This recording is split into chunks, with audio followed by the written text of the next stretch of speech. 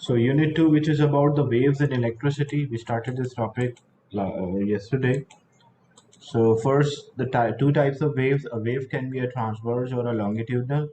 The transverse wave, the one in which the particles are vibrating perpendicular to direction of wave, whereas longitudinal in which the particles are vibrating parallel.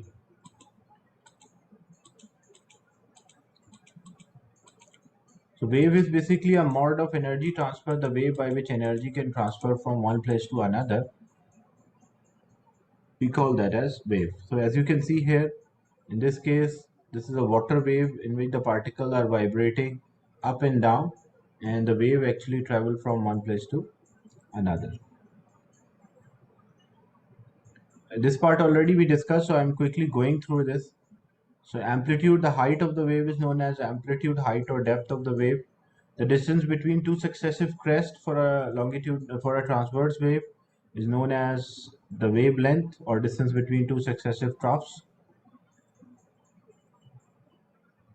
This was an exercise which we have already discussed.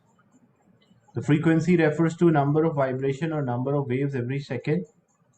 If more vibrations per second, it means higher frequency. Few vibrations per second, that it means it will have a lower frequency. The frequency and time period are inversely proportional, so we can use the formula F is 1 over T, or T is 1 divided by F. So if we want to calculate the wave speed, that the formula is frequency times the wavelength. That will give us the speed of the wave. And we already completed these two example questions. Till this point, what you are studying is same as like what you took in IG.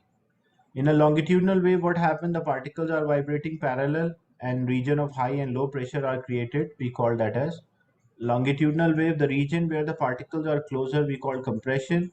And the region where the particles are away from each other, we call that as rarefaction. Then the progressive and standing wave. The progressive wave, the wave actually travels from one place to another.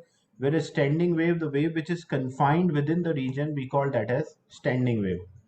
Example, if you are calling someone, so the sound which you produce is actually travel from one place to another, so that is a progressive wave. But if a wire or a string or a rubber which is fixed between the two ends, and you disturb that rubber, it will produce a wave, but that wave is confined within the region. That wave will not travel any other place, so we call that as a stationary or a standing wave. Then small wave is known as wave pulse, whereas if you are not able to identify the starting and ending point of the wave, it's called a continuous wave or a wave train. The graph between the displacement and the distance, in that case, if the graph is there between the displacement and distance, then the horizontal distance between the two successive trough or the crest is representing a wavelength. But if the graph is there between the distance, displacement and time, then the x-axis is representing for a one complete wave or one complete vibration. The x-axis is representing the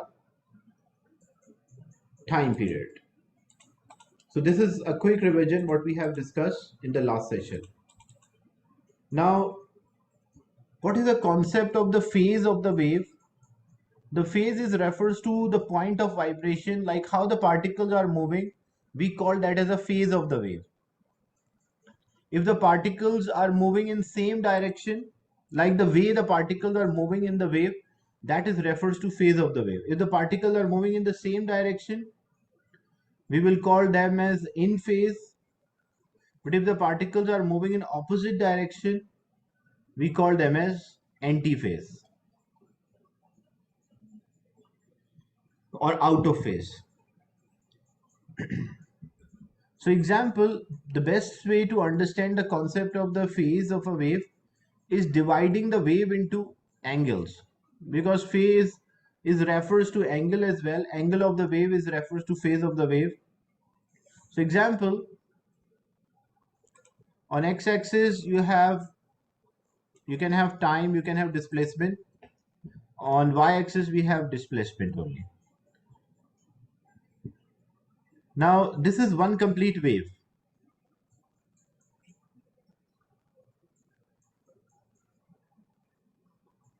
So how we divide the one complete wave into angles? This is analogous to a circular motion. Like example, if an object is there moving in a circular path, the object is started from A. Okay. So object is at A. Example, wave also started at point A. Then object moved to B. So how much the angle has changed? What is the change in angle? Like it was A originally and now it has moved to B. So moving from A to B, what is the change in the angle? When quarter of the circle is covered, so what is the change in this angle? That is 90. So same thing, when quarter of the wave, like this is one complete wave, when quarter of the wave is completed, so that point B where the quarter of the wave is completed, what we call the angle at this point, we call that as 90 degrees. Or in terms of pi, as we know pi is 180, so 90 is pi by 2. So basically what we are doing, we are explaining the wave parts in terms of circular motion. Like in a circle, if quarter of a circle, if a object is moving in a circular path and it cover quarter of the circle, then the change in angle is 90. So same concept, that if quarter of the wave is completed, then the change in the angle will be 90, or we can also say pi by 2. But when object move from position B to position C, so what is the total change in the angle? So now it is at position C. So what is the total change in the angle moving from position A to C? So that is equals to 180. So same concept, when we have the when we have the half of the wave, like because half of the circle is completed. So when we have half of the wave, what we call this angle? We call this angle as 180 degrees, or we also say pi radian. So half of the wave is, the phase of half of the wave is known as the pi radian. Then it further moved to position D, that is 3 by 4 of the circle.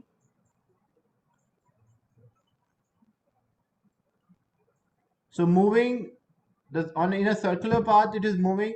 So it moved from position A to position D. So the total change in angle is 270 degrees. So this is point position D. Position D is 3 by 4 of a wave. So 3 by 4 of the wave, what will be the phase here?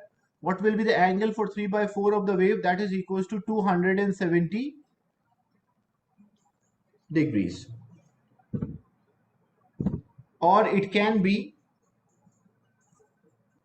3 pi by 2. Pi is 180. So 180 multiplied by 3 divided by 2. So it will be, in terms of pi radian, we can say 3 pi by 2, or in terms of degrees, we can say 270 degrees. And when it will return back to the same starting point, what is the total angle? That is 360. So same thing, when the wave complete its one vibration, the phase of the wave or angle of the wave is known as 360, or it is known as 2 pi radian.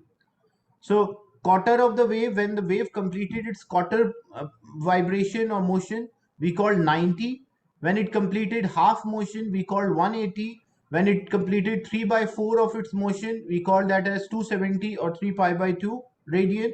And when it complete one complete oscillation or one complete rotation, we call that as 360 degrees.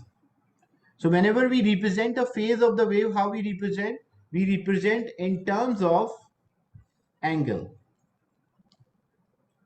Is it clear, the concept of quarter of the wave and half of the wave, 3 by 4 of the wave and full wave, and how we can relate? So whenever a quarter of the wave is there, the angle will be 90. When full wave is, half wave is there, angle will be 180.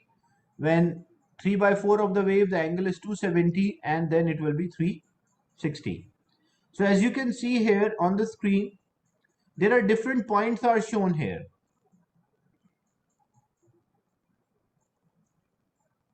As you can see, There are different points which are shown, and their vibration of the motion is also given. Like A is there, then B, C, D, E, F, G, and H. The particles are vibrating. The direction of the movement or motion of the particle is also shown here, as you can see. The particles which are in phase. Which particles are in phase? Which particles are moving in the same direction? And also they are wavelength apart. So when we compare A, you can see A is coming down,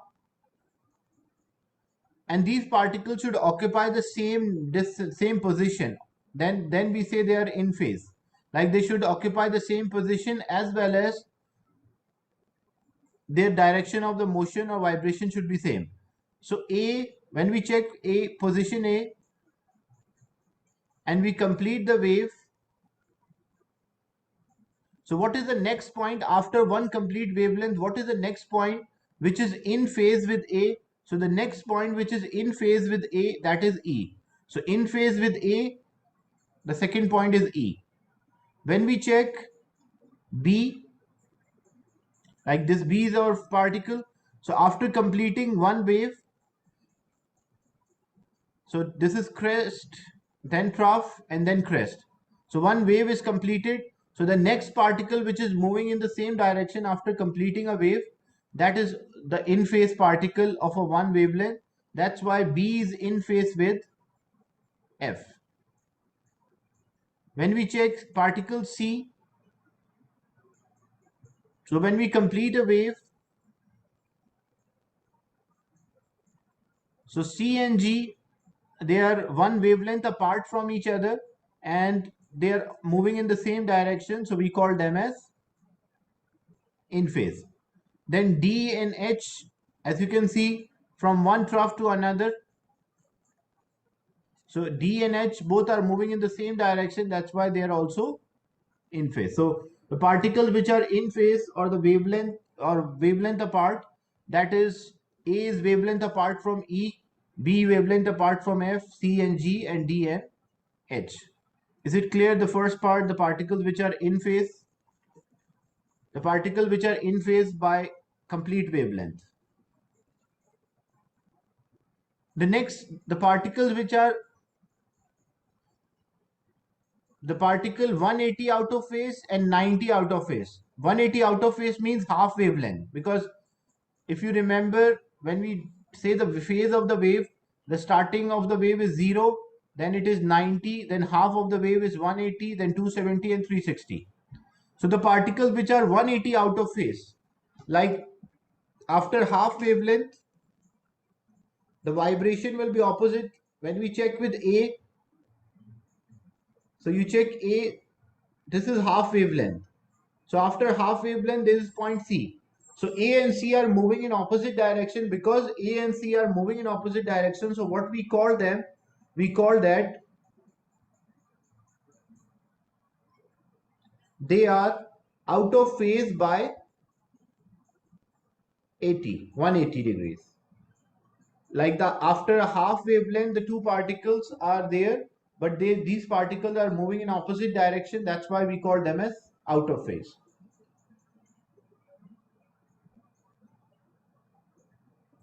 What about the next is B and D? So when you check B, after a half wavelength, like this is a half wavelength for, because when we return to another crest, it will be full wavelength. So this is a point of half wavelength, the point D, which is up, and B is down. So it means these two particles are half wavelength apart, and they are anti-phase or out of phase. Same thing is there, C and E. So when we check C, after a half wavelength, there is a particle E, so they are always anti-phase. Same thing D and F. So if we have D, then we'll have F a corresponding. Then we have E and G. So if we have E, G will be anti-phase or out of phase. And then F and H. So when you check F and H, they are also out of phase by 180 degrees.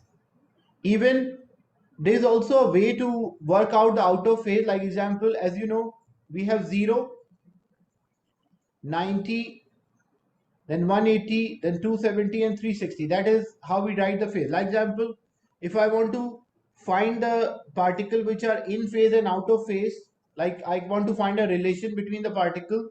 So A is there, A's example is a starting point.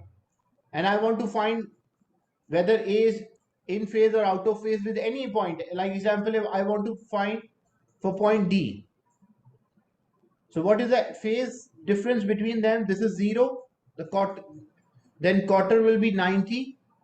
Then half will be 180.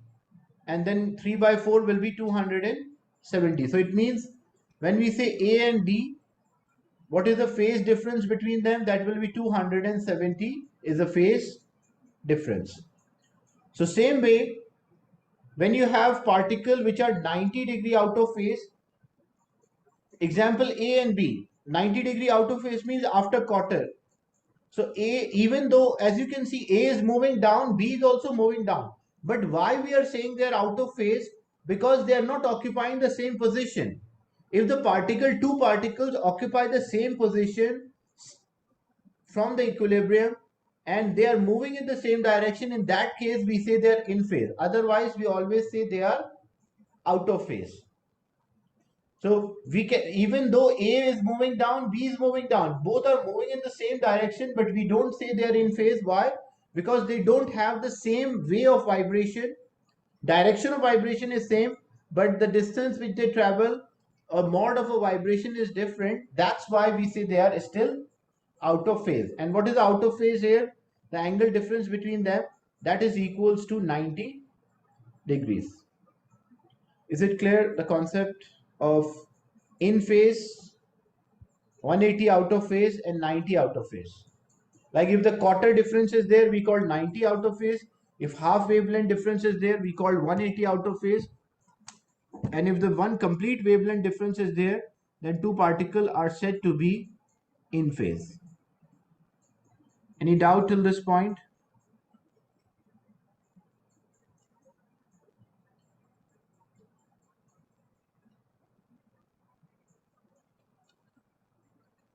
Now, working out the phase difference, like when we have two waves, we can work out the phase difference between the two waves. Phase difference, it depends on the axis, like x-axis. Sometimes the x-axis is in, like the displacement is there. The graph might be the distance and displacement graph. On x-axis, you might have displacement. On y-axis, you might have distance. On x-axis, you might have displacement, but on y-axis, you might have time. So these are the two graphs which are shown here. So how to work out the phase difference? If the graph is there between the displacement and distance.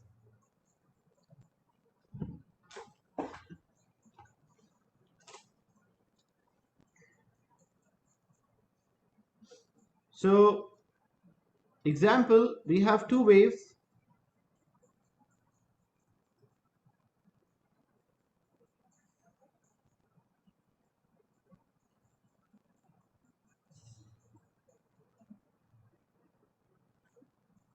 This is displacement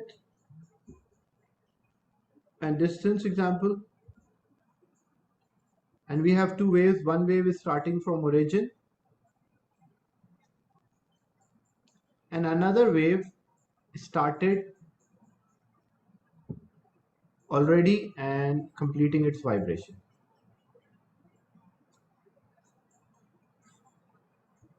We want to find the phase difference. So how we can work out the phase difference? What we will do, the easiest way to work out the phase difference, because whenever you are working out the phase difference, you should, both waves should start in the same manner. Like example, if one of the wave is starting with a crest, the other wave should also start with a crest. If one wave is starting with a trough, the other wave should also start with a trough. But here what is happening? First wave is actually starting with the equilibrium position, but the second wave is starting from the crest. But both waves should start from the same point. So if both waves should start from the same point, what we have to do to start it from the same point, how much wave we have to produce it backward, so that they will start with the same manner. So how much of the wave, or what part of the wave I have to produce backward, like quarter of the wave or half of the wave or 3 by 4 of the wave.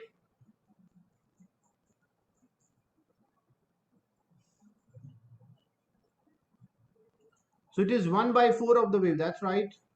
So we have to start 1 by 4 of the wavelength. And what is the phase for 1 by 4 of lambda by 4 of lambda by 4 means 90 degrees. Lambda by 2 means like half of the wavelength means 180. 3 by 4 of the wavelength means 270. And full wavelength means 360.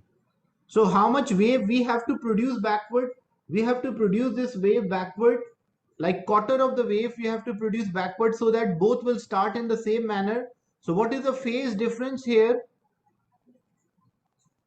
What is the phase difference between these two waves? So the phase difference is equals to 90, or we can say pi by 2.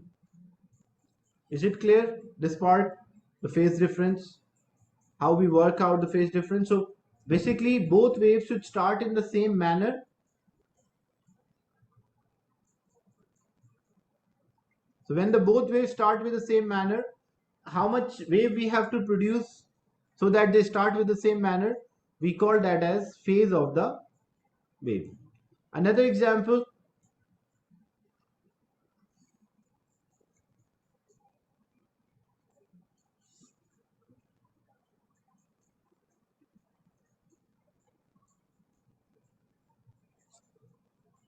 like this is one wave and this one is the second wave.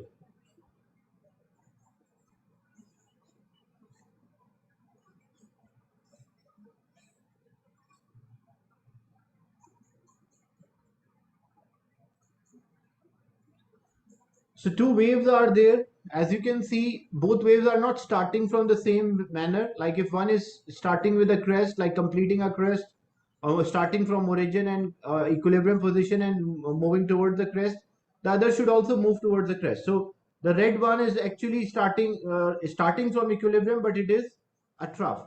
So we have to produce any one of them you can produce backward, so that both will start. It's not necessary I should produce extend red, I can even extend blue, the black one, sorry. So when I extend this black one, what part of the wave I have to extend, what part of the wave I have to include, so that both waves will start in the same manner.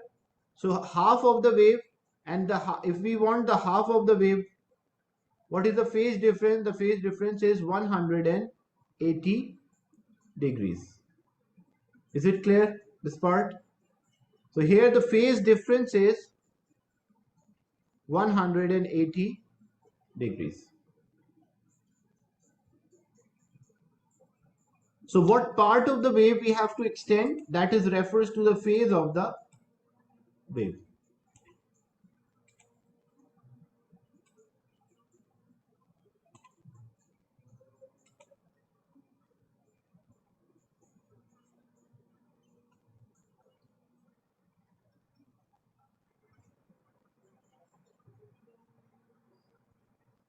So this is one wave.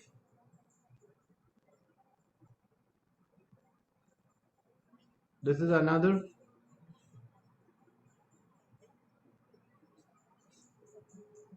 So again, the two waves are not starting in the same manner, so we have to produce this backward.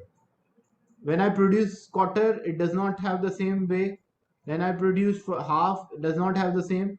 When I produce 3 by 4, so how much wave we have to produce? We have to produce 3 by 4 of the wavelength. And 3 by 4 of the wavelength means, in terms of angle, that will be 260, or equal to 2 pi by 3 pi by 2.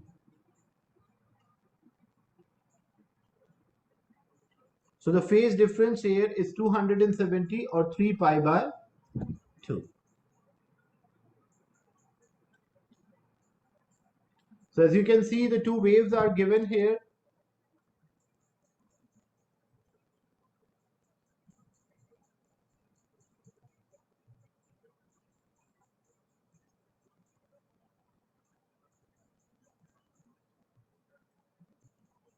So it depends on the distance and displacement graph. If you have a distance and displacement graph or displacement and time graph, you should be able to identify which wave is leading and which wave is lagging, like which wave is ahead. If it is a displacement and time distance and displacement graph, the wave which started from the mean position, like example, this green wave, the wave in the green is already, like which wave is completing its vibration first, like one complete vibration. When we check for A,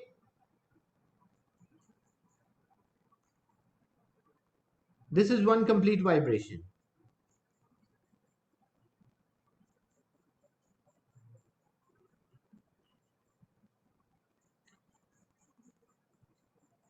So A already completed its vibration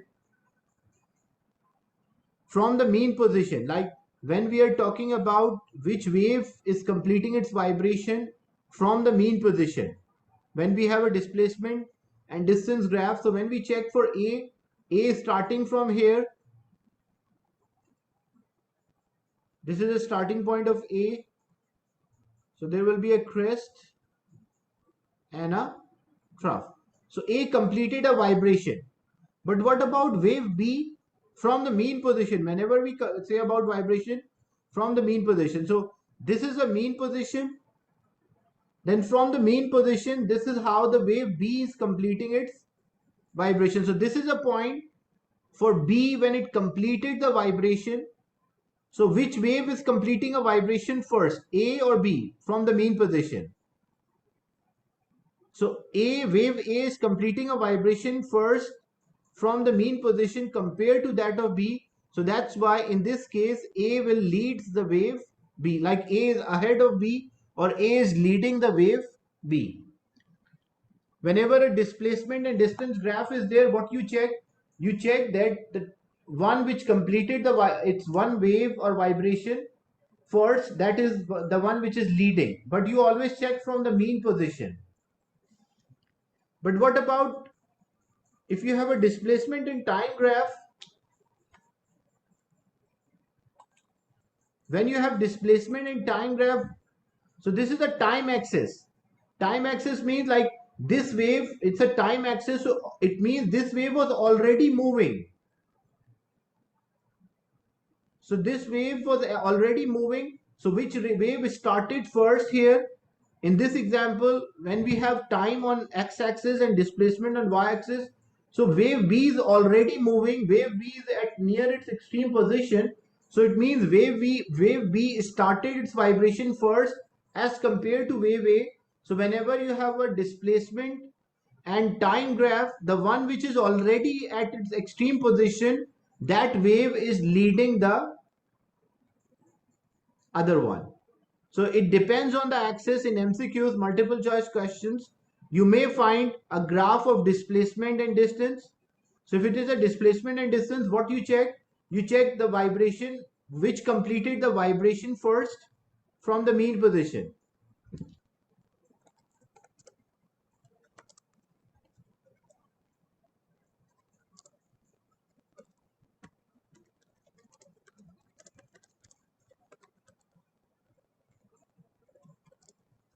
That will lead. But when you have a time axis, the wave which is at extreme position,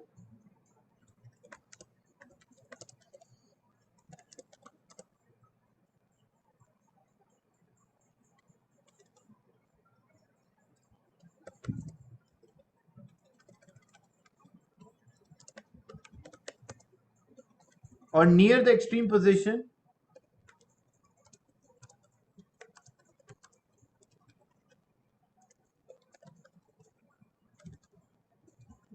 that will lead.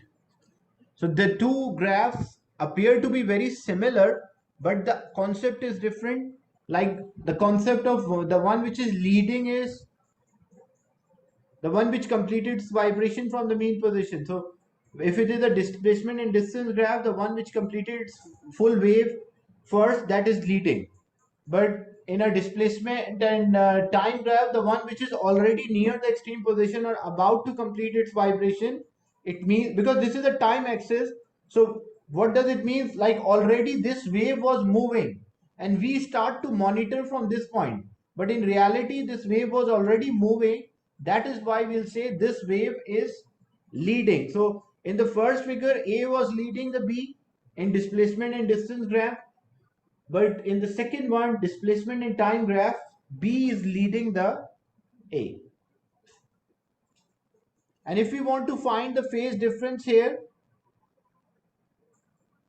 if we want to find the phase difference, how we can work out if wavelength is there? So gap, the distance between the two waves, their crest, or you can say their troughs or crest, you can take any.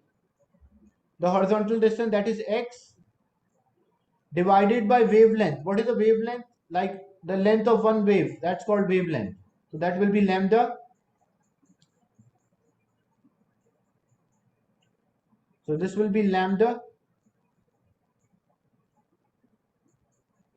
and so this is lambda, the distance between them is x, the phase difference is phi, denoted by this Greek alphabet phi, and divided by 360. So we can work out, like, this is done with a measurement, like you will measure this x, measure the wavelength of the wave, equal to phi divided by 360, and this formula will give you the phase difference. But if it was a time axis, then the time interval between the two waves, you can, between the two consecutive, like the between the two, not consecutive here, between the two troughs or between the two crests, that is a time, divided by total time. Total time is time period, time to complete one vibration, like how much time the wave will take to complete its vibration, that is capital T. Phi is there and divided by 360. So you can work out the phase difference. So depending on the graph, if the graph is there between displacement and distance, then the first formula we use. If the graph is there between the displacement and time, we will use the second formula. Is it clear, the concept of the phase difference?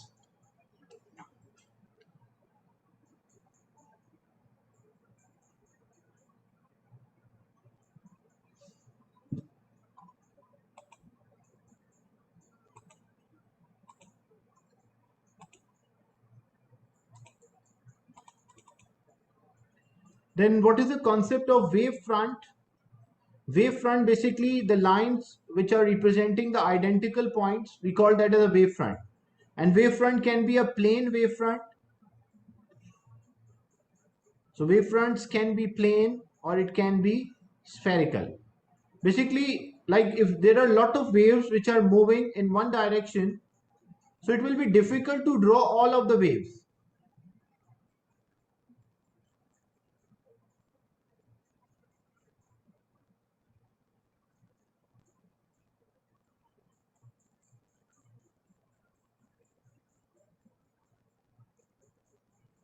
So it will be difficult to draw all of these waves. So instead of drawing the waves, what we do, we join their identical point. Like example, different waves are there, we join by a line we call crest. Same thing, we join by a line we call crest, joined by a line called crest. And these lines which are representing the identical points of the wave, what we call these lines, we call them as wave front. And the distance between the two successive wave fronts is also known as the wavelength, because the distance between two successive crests or two successive troughs or two successive compression or rarefaction. So if wave is moving in a specific direction, we use plane wavefront. But if wave is moving in all the direction, like there are a lot of waves which are moving in all the direction. So here,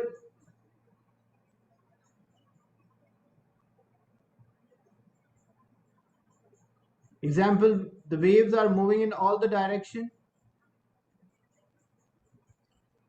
So instead of drawing all the waves, what we can do, we can join their identical points. So as a result, when we join their identical point, it appear to be a spherical wavefront. So in a spherical wavefront, what does it mean? The wave is traveling in all the direct, like waves are traveling in all direction. But when we say plane wavefront, what does it mean? It means the wave is actually traveling in a specific direction. Is it clear, the concept of the wavefront?